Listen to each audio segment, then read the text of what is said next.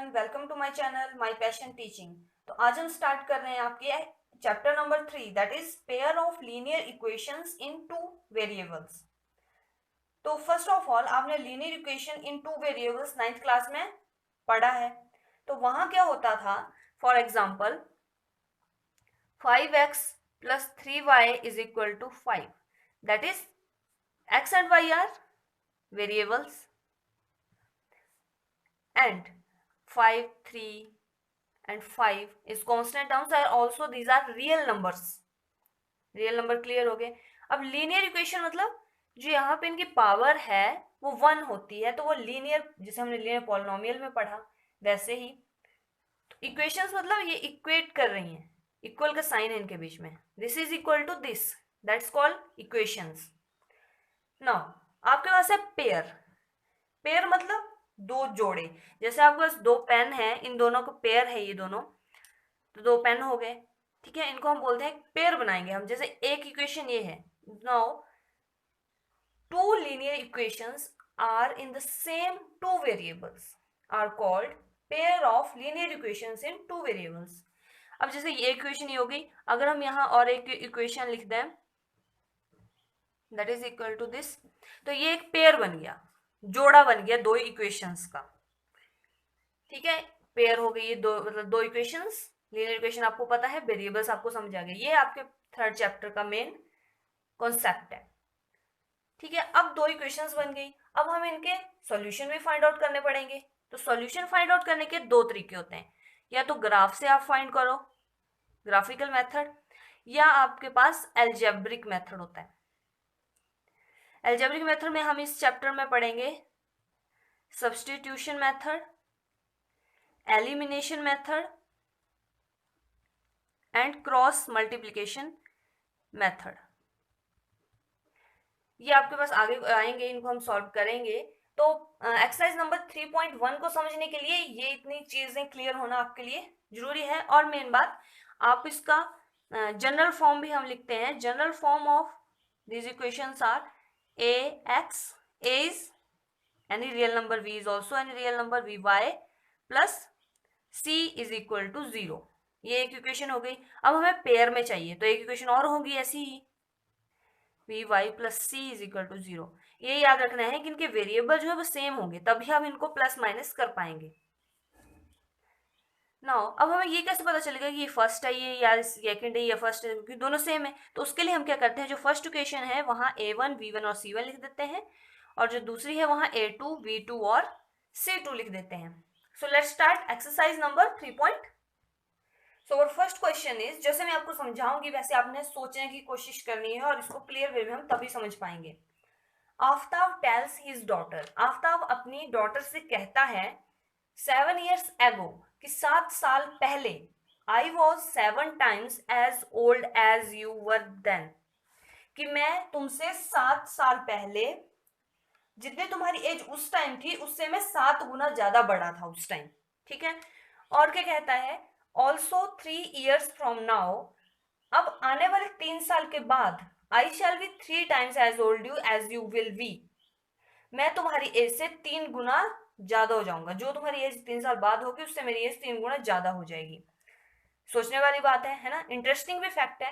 Represent this situation algebraically and graphically. अब आपने इस सिचुएशन को आपने ग्राफ के थ्रू भी रिप्रेजेंट करना है, और एक एल्जेब्रिकली भी हमने इसको रिप्रेजेंट करना है। तो फर्स्ट ऑफ ऑल हमें इक्वेशन बनानी पड़ेगी।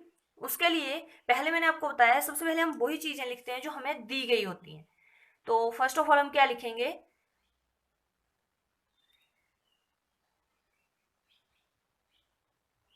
मान लो let us consider Aftab present age। क्या मान लिया हमने, आफ्ताब की x, मान लो कि वो x सालों का है, हमें नहीं पता कितने का है, ठीक है, x मान ली हमने। And age of Aftab daughter, वो हम मान लेते हैं कि वो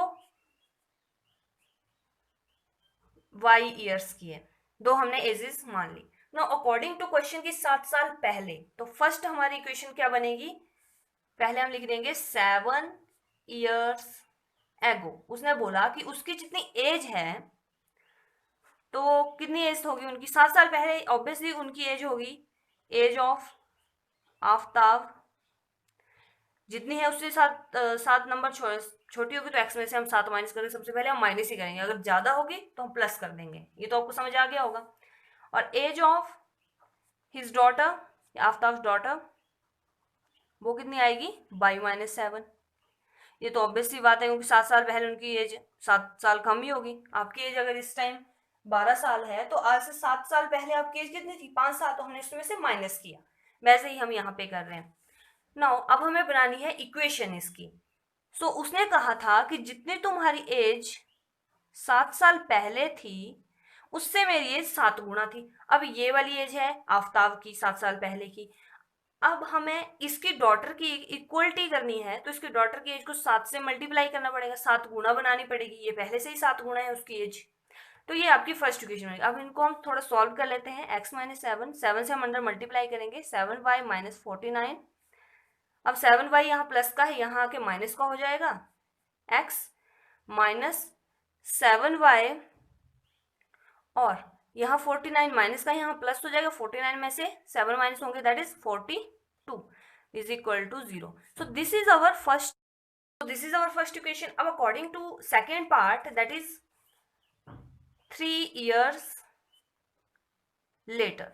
अब 3 साल बाद क्या होगा, ऑब्वियसली प्रेजेंट एज है उनकी x साल, तो 3 साल बाद कितनी हो जाएगी आफ्ताब की, आप पूरा लिखोगे age of Aftab is equal to x+3। 3 साल हम ऐड करेंगे। मान लो आज आपकी एज है 15 साल, तो 3 साल बाद कितनी होगी, 18। आपने प्लस किया ना, तो वैसे ही यहाँ पे भी इसकी एज में एडअप हो गया। आफ्ताब की और उसकी डॉटर की कितनी होगी, एज ऑफ डॉटर ऐसे लिखना है, ठीक है, y+3। अब अकॉर्डिंग टू क्वेश्चन उसने कहा कि आज से 3 साल बाद जितनी तुम्हारी एज होगी, उससे मेरी एज जो होगी वो 3 गुना ज्यादा हो जाएगी। सो हमें इसको इक्वेट बराबर बनाने के लिए, ये तो 3 गुना ज्यादा एज है पहले से ही उसके पापा की, तो अब y+3 यहाँ भी अगर हमें इसको इक्वेट करना है, तो यहाँ हमें 3 से मल्टीप्लाई करना पड़ेगा, ताकि ये वाली एज भी 3 गुना हो जाए। अब इसको हम आगे सॉल्व कर लेंगे। 3y+9, अब x प्लस का है माइनस हो जाएगा, -3y, और 9 यहाँ आके -9 बन जाएगा, तो यहाँ -6 विच इज इक्वल टू 0। तो आपकी इक्वेशन आई x-3y-6 इज इक्वल टू 0। ये आपकी सेकंड इक्वेशन आ गई। तो एल्जेब्रिकली हमने इसको आंसर कर दिया। These are 2 equations. एल्जेब्रा हमने लगा दिया। अब हम इसका ग्राफिकल रिप्रेजेंटेशन करेंगे। Okay, so let's start graphical representation. x, अब जो आपकी फर्स्ट इक्वेशन आपने फाइंड आउट की फ्रॉम इक्वेशन, आपने पूरा क्वेश्चन जब आप पेपर में करोगे तो आपने पूरी स्टेटमेंट्स लिखनी है, ठीक है। From equation 1 x-7y is plus 42 is equal to 0। अगर हम यहाँ पे x की वैल्यू 0 पुट करते हैं, तो आपके पास क्या आएगा, चेक कीजिए। हमने यहाँ पे आपकी वैल्यूज पुट करनी है, x की वैल्यू हमने 0 मान ली। Put x is equal to 0, we get what we get 0 - 7y plus 42 is equal to 0, -7y is equal to 40, -42 minus minus cut हो गया, y की वैल्यू आई 7, यहाँ डिवाइड में जाएगा 6, तो y की वैल्यू 6 आ गई। हमने पुट की थी ये, और y 0, 6 आ गया, ठीक है, एक हमने कर लिया। अब हम करेंगे put x is equal to, क्या पुट करते हैं, अब हम 7 पुट करते हैं। 7 पुट करा तो यहाँ पे x की वैल्यू कितनी, यहाँ क्या बनेगा 7 - 7y plus 42 is equal to 0। ये दोनों प्लस हो जाएंगे, -7y plus 49 is equal to 0, -7y is equal to -49, minus minus cut, y की वैल्यू ये नीचे जाएगा, तो यहाँ 7 आ जाएगी। जब हमने 7 पुट किया तो ये भी 7 आई, ठीक है। अगर अब हम एक वैल्यू माइनस में ले लेते हैं हम, या आप चाहे तो आप कुछ भी वैल्यूज ले लीजिए।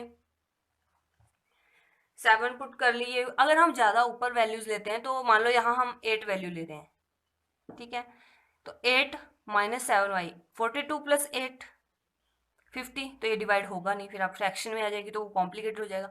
हम इसमें 7 के पेयर में वैल्यूज आनी, तो हम चलो -7 ले लेते हैं।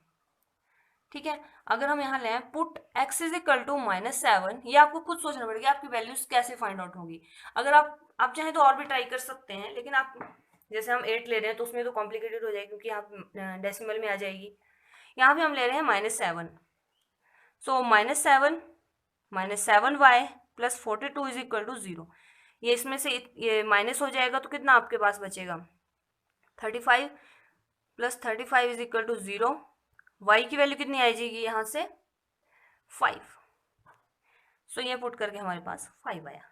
ऐसे आपने पूरा स्टेटमेंट भी लिखने हैं और साथ में आप एक चीज़ और लिख सकते हो, जैसे अब यहाँ पे हमारे पास आया x 0 और 6, तो हम एंड में लिख सकते हैं कि इन बिंदुओं जैसे ये हैं पॉइंट्स हैं, तो ए पॉइंट मान लो 0 6 मान लो, बी पॉइंट मान लो आप 7 7 मान लो, सी पॉइंट मान लो -7 5 मान लो।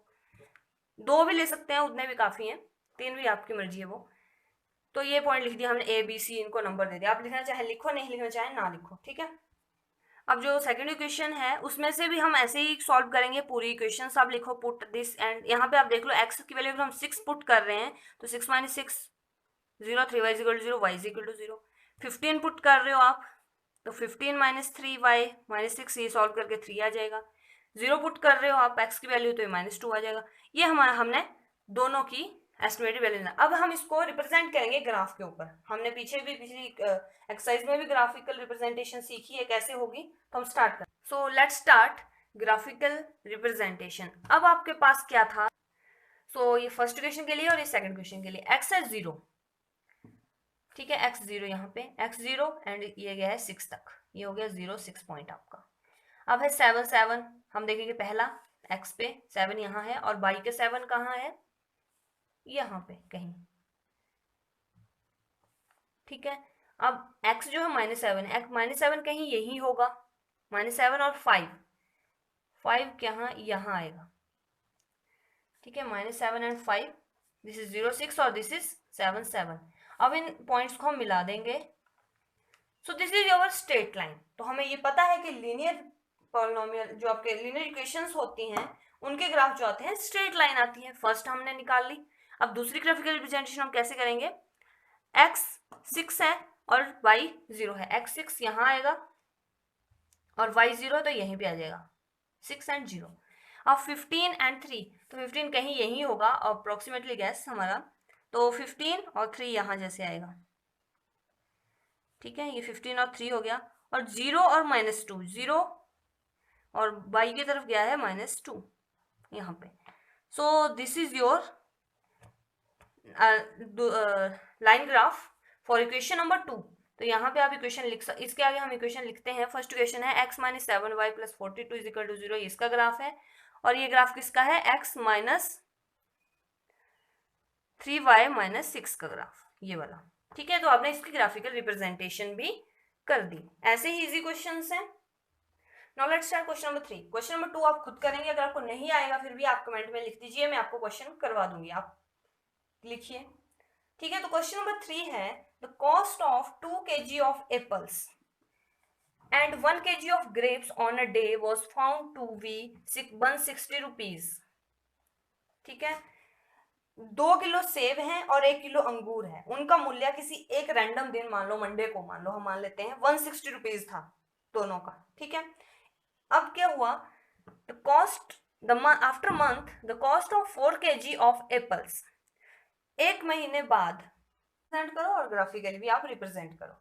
तो फर्स्ट ऑफ ऑल हमने अज्यूम करना है, तो हम क्या अज्यूम करेंगे, जो मैक्सिमम चीजें हम वो अज्यूम करते हैं जो प्रेजेंट में हो रही होती है, जो प्रेजेंट है। जैसे पीछे एज थी आपके पास, तो प्रेजेंट एज हमने अज्यूम की थी उन दोनों की, तो हम उन दोनों का क्या मान लेंगे, प्रेजेंट रेट क्या है, ठीक है। So let us assume that the rate of 1 kg apple is equal to x rupees, ठीक है। और हम दूसरी चीज क्या मानेंगे, रेट ऑफ 1 kg ग्रेप्स, उनका कितना मान लिया हमने, रुपीज y, ये हमने इनकी मान ली। अब हम इनको एल्जेब्रिकली सॉल्व करेंगे। एल्जेब्रिकली सॉल्व करने के लिए हमें इसकी इक्वेशंस करनी पड़ेंगी, find out. So according to question, पहला था आपके पास कि 2 किलो एप्पल्स थे, यानी कि 1 किलो का रेट हमने माना है x, तो 2 के लिए कितना होगा 2x, ठीक है। वो कितना, और 1 किलो ग्रेप्स थे प्लस 1y, या 1 ही आप बाई लिखो, उनका रेट कितना था 160 रुपीज, पहली सेंटेंस के अकॉर्डिंग। दूसरे के अकॉर्डिंग आफ्टर 1 मंथ, अब दूसरी शर्त क्या थी, 4 किलो एप्पल्स थे उनका प्लस 2 किलो हमारे पास ग्रेप्स थे, उनका कितना रेट हो गया था 300 रुपीज, ठीक है। तो इसमें तो बहुत इजी आपकी इक्वेशंस फाइंड आउट हो गए, this is 1 and this is 2। अब इनको हमारा आंसर आ गया एल्जेब्रिकली, वेरी इजी क्वेश्चन। अब हमें इसको ग्राफिकली रिप्रेजेंट करना है, तो उसके लिए हमें एक्स और वाई को वैल्यूज अज्यूम करनी पड़ेंगी, एक की वैल्यू अज्यूम करनी पड़ेगी और दूसरे की फाइंड आउट करनी पड़ेगी, ठीक है। तो हम फर्स्ट के लिए पहले बना लेते हैं। अगर हम x की वैल्यू यहाँ पे 80 पुट करूं मैं, ठीक है 80, तो 2 इंटू 80 इज 160, 160 यहाँ जाके माइनस हो जाएगा, तो y की वैल्यू कितनी आ जाएगी 0, ठीक है। ये तो आपको करना आता ही होगा, तो हम जैसे हमने पिछले क्वेश्चन में किया वैसे हम इसको आप डिटेल में कर लीजिए। और नेक्स्ट वैल्यू हम मान लो 50 ले रहे हैं, तो 50 इंटू 2 100, 100 यहाँ माइनस हो जाएगा 50, तो यहाँ 50 और 50 आ गए दोनों की वैल्यूज।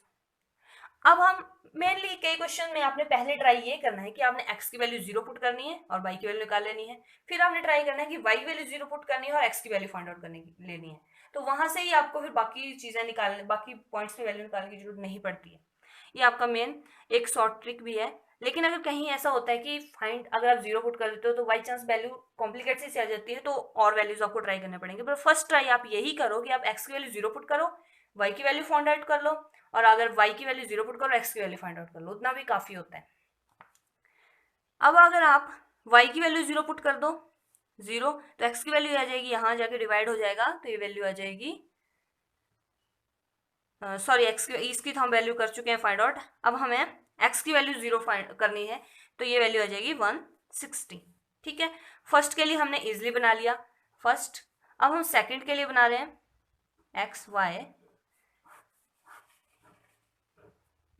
फिर आप चाहे तो इनके अलग अलग नाम दे सकते हैं, जैसे इस पॉइंट को हम जैसे मान लिया x y, ये जो फर्स्ट पॉइंट है 80 0, इसको हम a दे दो, 50 50 है, इसको v दे दो, c दे दो आप 0 160 को, फिर जब आप ग्राफ बनाते हो तो यहाँ पे ABC ही लिखना है हमने, ठीक है, उसमें कोई प्रॉब्लम नहीं है। सो फर्स्ट ऑफ ऑल हम पुट करते हैं, मान लो x की वैल्यू हम पुट कर रहे हैं यहाँ पे कितनी 75, ठीक है। जब आप 75 वैल्यू पुट करोगे इसकी, तो आपके पास y जो आएगा वो 0 आएगा, या मेनली आप क्या करो, पहले जैसे मैंने आपको बोला y और x 0 पुट करके देख लो, पहले हमने y 0 पुट कर दिया, y 0 पुट करोगे तो x इज इक्वल टू 4 से यहाँ डिवाइड हो जाएगा तो 75 आ जाएगा। अब हम दूसरा क्या करते हैं, x की वैल्यू 0 पुट करके देखते हैं, x 0 हो गई, ये टर्म हो गई। अब y यहाँ पे अगर आप यहाँ डिवाइड करेंगे हम, तो यहाँ आ जाएगा 150, ठीक है, और एक बीच में वैल्यू ले लो 50 ले लो, ठीक है। अगर यहाँ 50 आप पुट कर रहे हो तो 50 से आप इसको मल्टीप्लाई करोगे तो 200 आ जाएगा, ये माइनस हो जाएगा और y की वैल्यू फिर से 50 आ जाएगी। ये इन दोनों का बन गया, इसको हम C D E मान लो, कोई दिक्कत की बात नहीं है। अब हम इसको ग्राफ के ऊपर रिप्रेजेंट कर लेते हैं, ठीक है। अब हमने ग्राफ बना लिया, यहाँ पे हमने कितने स्टेप लिए 10 20 40 ऐसे लिए, और ऊपर को हमने लिया 20 40। एक चीज और, जब आप ग्राफ बनाते हो तो आपको एक साइड में एक बॉक्स बना के ये भी लिखना पड़ता है कि ऑन एक्स एक्सिस आपने क्या किया है, कितने पॉइंट्स को कितना माना हुआ है। जब आप ग्राफ की कॉपी बनाते हो तो यहाँ पे 10 लाइन्स होती हैं, ठीक है, तो हम लिखते हैं 10 lines is equal to 10 point, ये हमने माना है। और जब ऑन वाई एक्सिस यहाँ लिखोगे ऑन वाई एक्सिस, तो यहाँ को भी 10 लाइन्स होती हैं, आपने ग्राफ पेपर देखा ही होगा, तो हमने यहाँ कितना माना है 10 लाइन्स को हमने माना है 20 पॉइंट्स के बराबर, ठीक है। ये लिखना जरूरी है, दिस इज कॉल्ड स्केल, ये स्केल भी हम लिखते हैं। So according to first what is 80 and 0, 80 यहाँ पे है और 0 यानी कि यहीं पे आ जाएगा, इसको हम A लिखेंगे, A हमने इसको माना था, ठीक है, तो हम ए लिख रहे हैं, या पहले लिखना पड़ेगा बट आपको ए हमने माना था। अब नेक्स्ट है 50 एंड 50, 50 और यहाँ पे 50 कहाँ आएगा, अप्रोक्सीमेट यहाँ आएगा 40 और 60 के बीच, तो यहाँ पे आपके पास बी पॉइंट। अब 0 एंड 160, 0 यहाँ है, y की हम 160, 160 अप्रोक्सीमेट यहाँ के कहीं होगा। सो अब हम इनको मिला देते हैं। ये आपकी फर्स्ट लाइन की रिप्रेजेंटेशन आ गई। सेकंड की आपके पास देखो लीनियर इक्वेशंस थी, तो आपके पास सिर्फ एक स्ट्रेट लाइन आ रही है 75 और 0, तो 75 अप्रोक्सीमेट यहाँ जैसे आएगा, इसको हम किससे रिप्रेजेंट किया था हमने, इसको सी डी से, सॉरी सी यहाँ हो गया था, ये डी ई एफ होंगे, तो ये डी हो गया। अब है 50 50, तो 50 50 अगेन यहीं आ गया। 0 एंड 150, 0 एंड 150 कहीं यहाँ आएगा, तो ये कुछ ऐसे आएगी। अच्छा एक प्रॉब्लम होगी, यहाँ पे आपके पास जब फर्स्ट में करोगे तो यहाँ 60 आएगा, तो ये ऐसे आएंगे और ये ऐसे आएगा, ठीक है, तो ये बिल्कुल पैरेलल लाइंस आएंगी, ठीक है। ये आपका ग्राफिकल रिप्रेजेंटेशन कंप्लीट होता है। तो ये एक्सरसाइज हमारी कंप्लीट हुई। सो होप आपको ये समझ आ गई होगी। तो आपको अगर अच्छा लगा हो तो प्लीज लाइक कीजिए, शेयर कीजिए और सब्सक्राइब कर दीजिए, ताकि हम जल्दी जल्दी सारा सिलेबस खत्म कर सकें और आपको अच्छे से समझा सकें। कल हम स्टार्ट करेंगे एक्सरसाइज नंबर 3.2। उसके लिए हमें कुछ इंटरेस्टिंग फैक्ट भी हमने पढ़ने हैं, coincident parallel lines, intersecting lines, उनके कैसे कैसे उनके सॉल्यूशंस आते हैं, ठीक है, कंसिस्टेंसी, इनकंसिस्टेंसी, ओके, ये हम कल पूरा पढ़ेंगे। तो आज के लिए इतना ही, थैंक यू।